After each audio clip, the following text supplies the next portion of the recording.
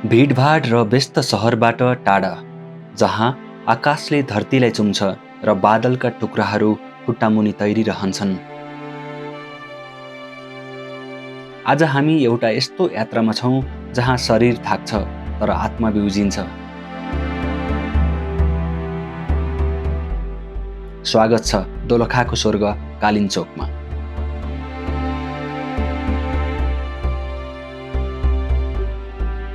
समुद्री सतहबाट 3842 मिटरको उचाइ, चिसो सिरेटो र कुरी बजारको यो रङ्गीचङ्गी बस्ती। भनिन्छ यो ठाउँ केवल घुम्नका लागि मात्र होइन, आफूलाई चिन्नका लागि पनि हो।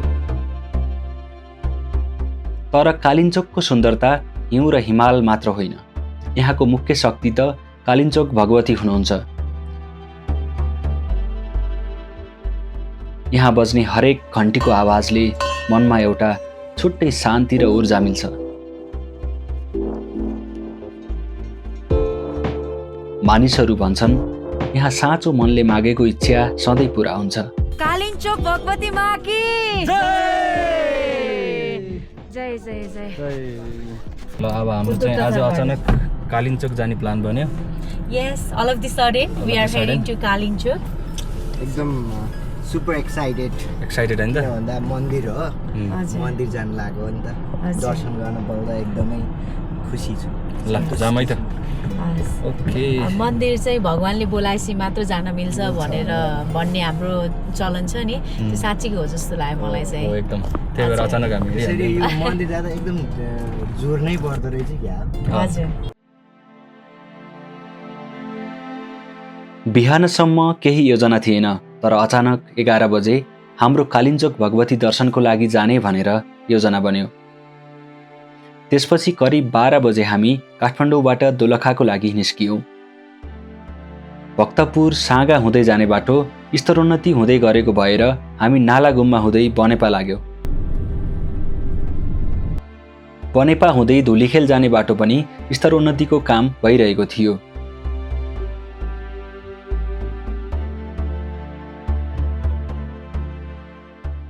धुलीखेलबाट ओह्रालो लाग्दै गर्दा पानी पर्न थाल्यो।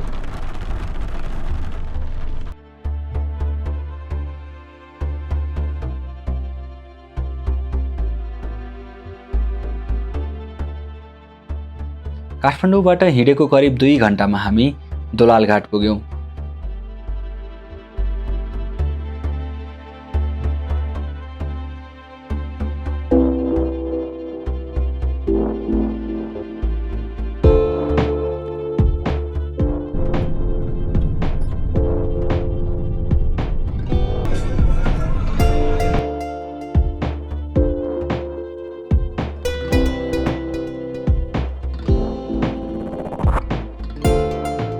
सुकुटे पुगेपछि हामी खाजा खानको लागि रोकियौँ।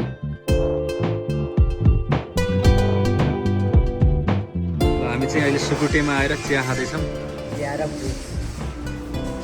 एकदम राम्रो ठाउँ रहेछ। यतापट्टि टक्क रिभर साइड भ्यू छ। के अचम्म हो? अचम्म के भन्दा हामी फेरि चिया नभई नभई हामी फेरि फ्रुट्स नै ल्याइदिनु। वेलकम फ्रुट्स पनि आउँदो रहेछ फेरि। हालमा खाएर हामी हो।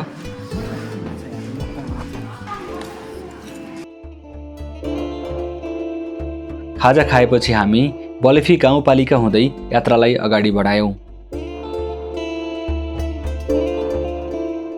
व्यस्त बजार खाडीचौरबाट हामी दायाँ लाग्यौँ।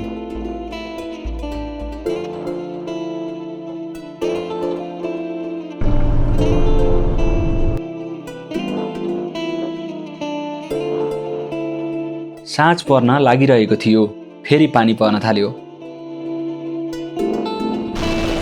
बिस्तारै पानी बढ्दै गएपछि बाटो नै देखिन छाड्यो। हामी केही बेर रोकियौँ।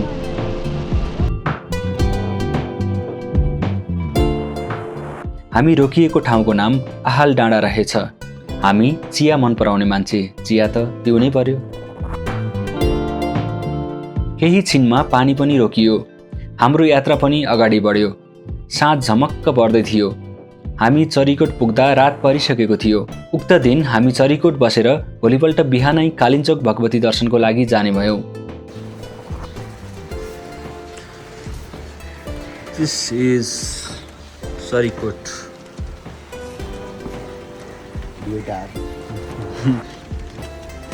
सरिकोट बजार हो पानी परिरहेछ अलि गोर्खा जस्तै रहेछ बजार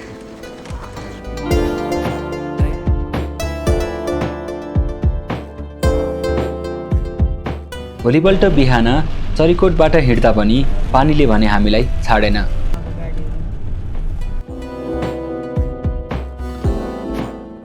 हामी कुरी बजार पुग्न करिब 15 किलोमिटर मात्रै बाँकी थियो।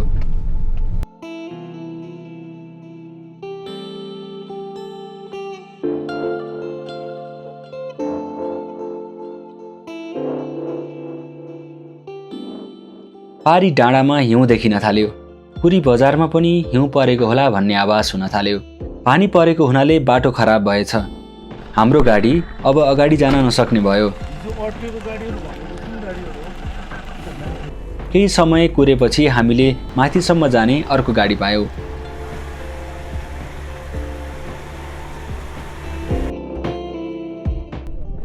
यता भने पानीको सट्टा हिउँ परिरहेको थियो।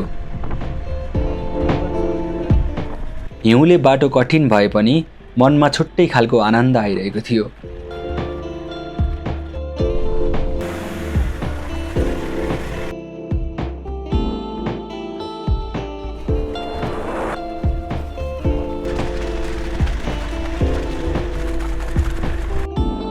हिउँले गर्दा गाडी अगाडि बढ्न नसकेपछि हामी केही बेर हिँड्नु पर्ने भयो। प्रिपरेसन नै थिएन है। अब अचानक हिउँ पर्यो। अचानक भन्दा नि हिजो पानी परेर हिउँ पर्यो।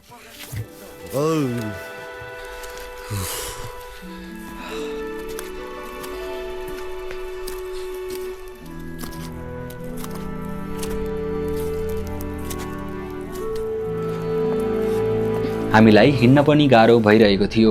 यस्तो हिउँमा हिँड्नु पर्ला भनेर हामीले सोचेका पनि थिएनौँ।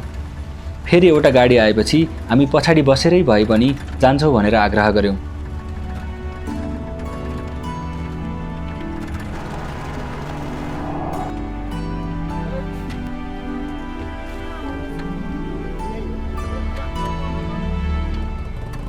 करिब 5-7 मिनटको यात्रापछि हामी कुरी बजार पुग्यौँ। त्यसपछि त हामी छुट्टै संसारमा पुगेको जस्तो अनुभव गर्यौँ। साँच्चीकै स्वर्ग यही त होला भन्ने लाग्यो। कुरी बजार अब भिडियोमा त यो बबाल देखिन्छ, तर साँच्चीकै चाहिँ फिल हुन्छ क्या। भिडियोमा त देखेर पुग्दैन, फिल गर्नुपर्छ।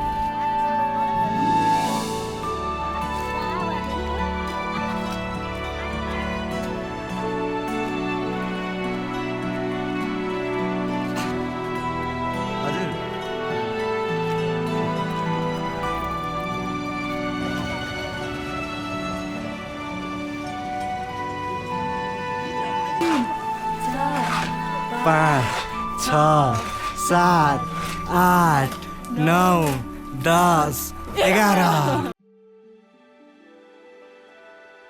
कुरीले साँच्चीकै हामीलाई मोहनी लगायो। हामी सबै थकान बिर्सेर कुरीको सुन्दरतामा हरायौँ। यो ठाउँले सिकाउँछ कि यात्रा गन्तव्य मात्र होइन, बाटोमा भेटिने अनुभव र साथीभाइको साथ पनि हो।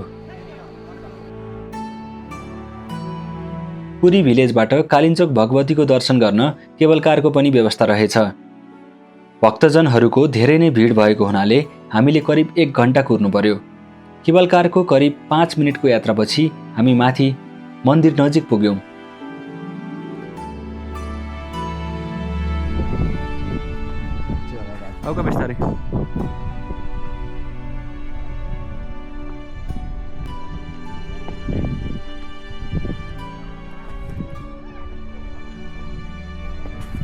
यता हुन्छ कि कोही नै आएन नि त दादा।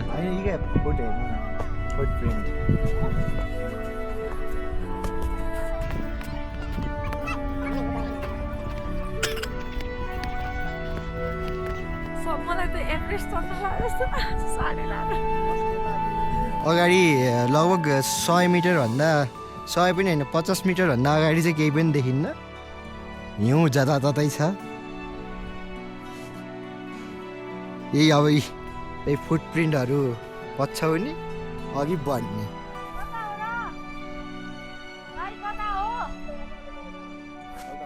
ए यतै बोर्ड छ कि यतै हो, हिमाल चढ्न हिँडे जस्तो फिल भइरहेछ। ल आउनु आउनु, हामी पुग्दैछौँ, almost dear. Just focus on your step के, त्यसपछि बाँकी आफै पुगिन्छ। योजना अन्तर्गत श्री रणभीमगढद्वारा निर्मित, त्यसपछि तलको पढ्नु त, याङ डाँडा कालिम्पोङ मन्दिर। यही हो, this is the way. Kalimpong Bhagwati, Kalimpong मन्दिर नै होला क्या, भगवती मन्दिर।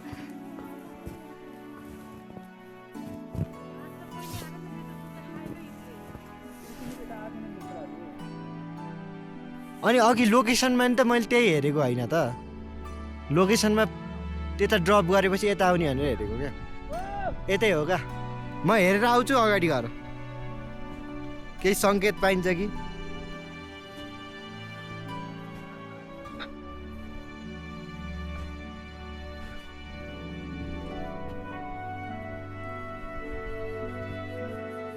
यताबाट केबल कारमा यताबाट निस्केर अनि उता गयौँ। उता चाहिँ जाने होइन रहेछ, बिचमाबाट फर्किनु पर्यो। जाने चाहिँ यता रहेछ। त्यहाँ बिचमा कतै पनि बोर्ड नभएको भएर हामी कन्फ्युज पनि भयौँ होइन। अनि त्यसपछि उता खै अब त्यता फुटप्रिन्टहरू देखेर हो कि किन अब उतै जानु मन लाग्यो। खासमा चाहिँ यता जाने रहेछ। यहाँ चाहिँ सानो रहेछ, नोटिस एरो चाहिँ रहेछ। सो यता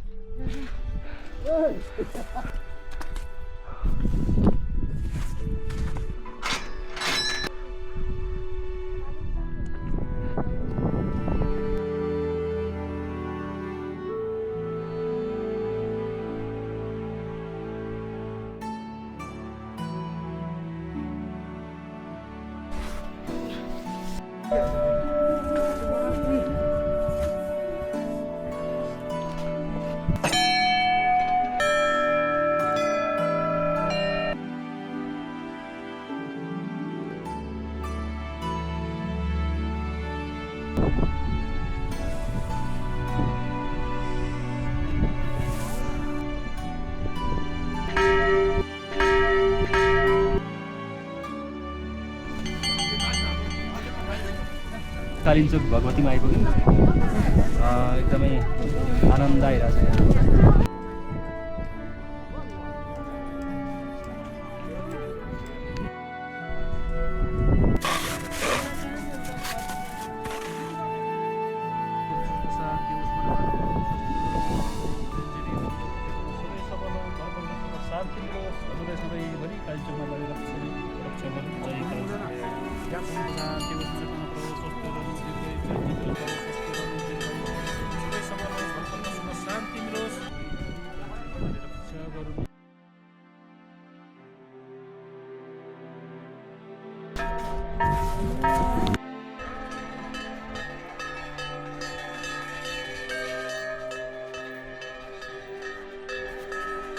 यदि तपाईँ पनि प्रकृति र अध्यात्मको अनुपम सङ्गमलाई महसुस गर्न चाहनुहुन्छ भने कालिम्पोङ तपाईँलाई कुरिरहेको छ। अर्को यात्रामा फेरि भेटौँला।